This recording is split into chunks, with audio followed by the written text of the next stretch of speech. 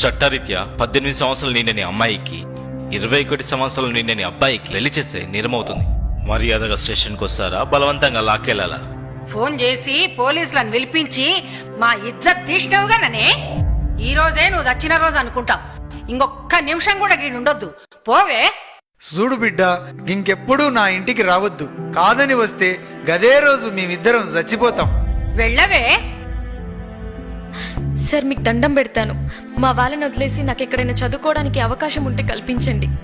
నీలాంటి అమ్మాయిలకు రక్షణ కల్పించడానికి ప్రభుత్వం స్టేట్ హోమ్ ఏర్పాటు చేసింది. అక్కడ నువ్వు ఎంతవరకైనా చదువుకోవచ్చు. వెళ్దాం పదమ్మా.